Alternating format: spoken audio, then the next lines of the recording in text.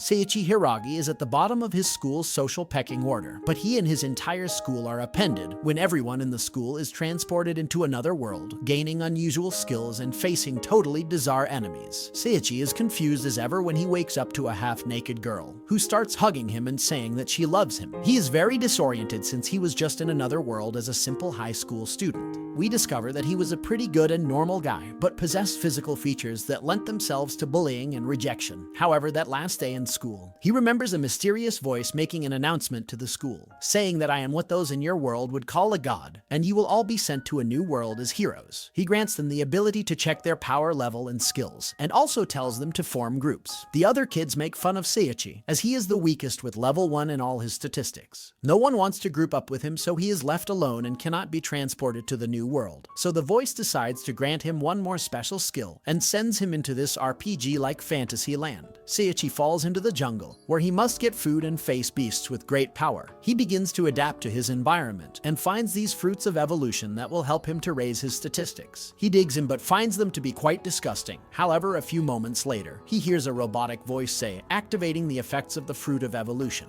Nothing happens, so he goes to look for more food and comes across these beasts. He panics a little after noticing they are level 120, and he is only level 1, so he waits a while until they leave. After the beasts go, he rushes out the bush and finds lots of the special fruit, along with other things like an item box and high-grade recovery potions. After improving a little, he sees how with the help of the fruit, his physical condition begins to change, but he is still at level 1. Meanwhile, his classmates were sent directly to the city with all possible comforts. Here we see this group, who are Seiichi's only friends, but from an old school in the past. On the other hand, Seiichi has consumed many healing fruits, life items, and relics. After ranking up a couple of his abilities, a monkey comes out of nowhere and attacks him. He drinks a healing potion, but the monkey is too strong, and just when it looked like it was over for him, a stink cloud comes off of Seiichi and kills the monkey. Loot drops from it, which ends up increasing his skills, and also finds a book containing the following information. Clever monkeys are monsters of great intelligence that live in high-level dungeons. They possess knowledge of herbs and are capable of both alchemy and creating tools. He doesn't know how he can read the book since he's never seen this kind of writing before, but quickly realizes it was the special skill that the god gave him which allows him to read it. A few moments later, the robotic voice says, now commencing evolution,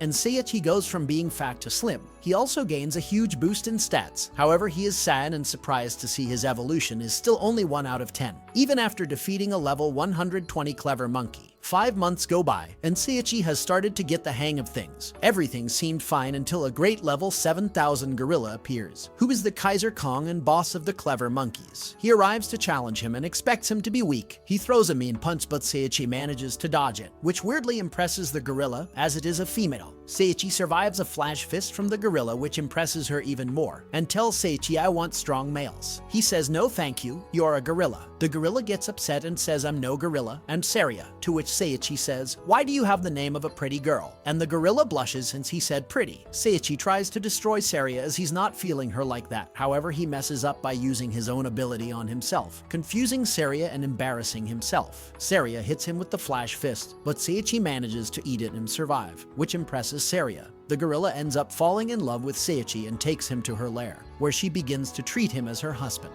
This bothers Seiichi, who prefers escaping. However, he ends up sharing too much with Saria and she ends up growing on him, even taking a lot of affection for her, not for a relationship, but as a great companion. Meanwhile, Seiichi's classmates were frustrated because they had to practice swinging a wooden sword every day and learn the basics. Back to Seiichi. He tries to escape from the forest. He's running fast to a dungeon as he thinks it's the only exit from the forest, and Saria is chasing close behind to prevent him from getting away. Seiichi has to use his instant movement skill to escape, and ends up at the dungeon where he meets an Undead, who is surprised to see that a human managed to reach his room. Seiichi checks and finds his level to be 1500, and the demon instantly tries to kill him. However, Saria jumps in the way and takes the hit. Seiichi is in pain and screams Saria, finally calling it by her name. He apologizes to Saria for being so mean to her, and Saria says you're actually kind, telling him to smile. After a few moments, Seiya dies and Seiichi loses control. He faces the undead demon lord with all his strength. Seiichi counterattacks non-stop, using all the skills learned in the last months. He declares his love for Seiya and gathers all his strength to use his ocean impact ability, and that is how he defeats the great skeleton. Seiya's ghost is very sad and with the regret that she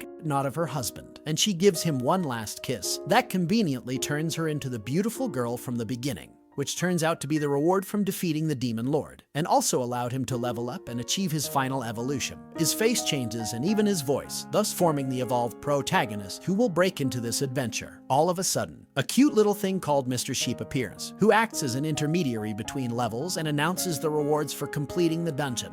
They are being teleported to the outskirts of the forest, so Mr. Sheep gives Seiichi a helmet that later turns into a robe and Seiya a simple dress. Seiya is excited as she's never been outside the forest before, and Seiichi can't wait to start his new adventure. They join the Adventurers Guild, where the teachers ask him to pass an entrance exam, with a girl named Altria. At first, she seems like a mean and militant person, but it doesn't take long for us to discover that she only intends to do good. Altria manages to create a connection with Seiichi and Seiya, opening up with them and gains more confidence in them. After this, the girl boss takes him to an old abandoned building, which they have to demolish, and Seiichi does so with a single punch, only for it to crumble all over him.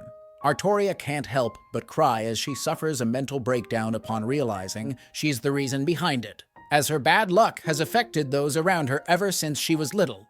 Right then, Seiichi wakes up from the dead and explains how he was just suffering from being too overpowered. However, Artoria still grabs him by the collar, and after giving him some bold pep talk about how he needs to protect himself, blushes and says she's glad they can still screw each other someday, now that he's alive. They take the exam required by the guild, where they both do well. However, things get complicated when they fall into a trap that teleports them to a dungeon full of tricks, where Seiichi and Seiya are separated from Altria by a wall. Altria encounters some enemies and dangers on the other side, but manages to hold her own. Meanwhile, Seiichi gets objects and improves his statistics. Altria ends up meeting the Black Dragon God, who is, according to humans, a formidable beast, and whoever runs into him has the worst luck. Altria says, "I'll show you how I earned the name Calamity," and uses all her strength to let out an epic attack on the dragon. However, she seems to be no match for it as he counters her easily, and says to her, "Know your place." The Black Dragon God almost kills Altria, but just before it finishes her off, Seiichi appears and epically saves Altria. But not only that, he faces the legendary Black Dragon. He is a level 5000 beast and managed to hurt Seiichi several times, but when he gains confidence, he resorts to his techniques and skills learned. So the combat takes a different turn, and the dragon ends up being defeated by the same sword that was used when Seiichi was weaker. Here they claim their rewards, and Seiichi gains tons of power points, leveling up multiple times. They leave the dungeon, where Altria begins to blame herself as her luck is negative 2 million.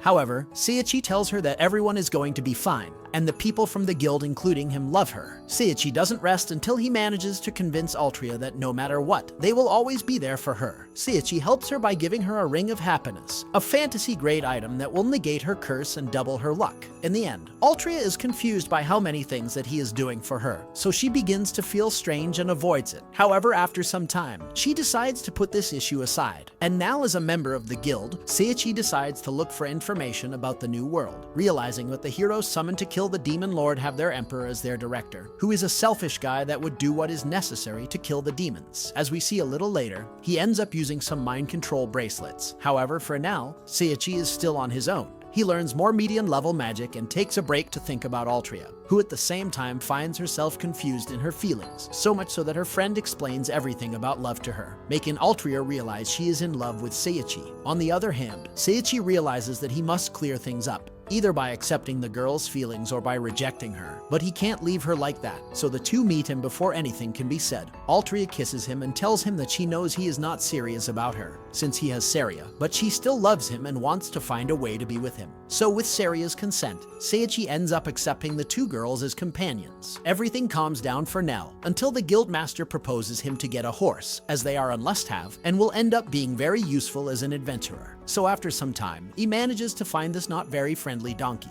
but it seems to be very strong, so Seiichi decided to sign up with her to at least get a prize from the great tournament in the city. But from the beginning, things go wrong as the animal has been very poorly fed, so he decides to give it a fruit of evolution that not only activates it, but also raises all its statistics, but gaining a lot of speed and killing all the competitors and obstacles in the way. So they end up winning the race, taking the recognition and being able to spend a day with the Valkyries, who are the strongest warriors of this kingdom. After eating the fruit of evolution, the donkey turns into a human girl, who is basically in love with our protagonist, so now he has the record of 3 girls accompanying him. He shares some time with them, until the Valkyries come take him away to the king's castle, where he can see how skillful the Valkyries are and his skills can be tested. The one who stands out the most is Louise, who is the most powerful as she ends up challenging 6 at one time. Seiichi thinks he has no chance, but we already know that the statistics are not an accurate measurement of his power. So not only does he manage to dodge all the attacks perfectly, he also manages to disarm her, thus earning the respect of the girl, as he is the first one who did something like that to her. So with help of an infiltrator, the demons send an assassin to the kingdom to attack the king. The girl ends up being captured by the same 6, but the crime is already done. The king is seriously hurt. Seiichi uses his knowledge and manages to invert the curse bestowed upon the king, leaving him practically unharmed, becoming an ally of the kingdom. Meanwhile, Seiichi's classmates are being treated more and more as slaves by the emperor, who only wants to send them to die against the devil. We discover that the emperor took the little assassin from an ancient race, that they themselves led to extinction, leaving only the little one that they would train to serve the evil old man. The little girl is more or less a victim, so our protagonist uses his magic to remove the collar from her neck, and she is very grateful for it as now she can finally be free and rest. Seiichi is then reunited with all the girls. He takes advantage of being with the Valkyries and trains a loop, but Louise urgently asks Seiichi to take care of the king's protection, since enemies have appeared on the border of the kingdom and they must take care of it. He quickly accepts, and at first everything goes well. He even meets the legendary Barnabas and spends time with the king. However, a wave of demons sent by the infiltrator appear, which are a much higher level than what the kingdom offers. But this does not stop them from preparing for the attack. They defend their lands, and somehow, the allies manage to not only maintain control of the situation, but also counterattack. However, the enemy has prepared a second wave that attacks from the bottom. Seiichi uses his abilities eloquently, making him look as if he were the true legend of the kingdom, and releases so much magic that it kills everyone, completely ending the combat and gaining him countless levels of power. Even Barnabas tells him that he could easily be a teacher at his school, which is the same one where all his classmates are.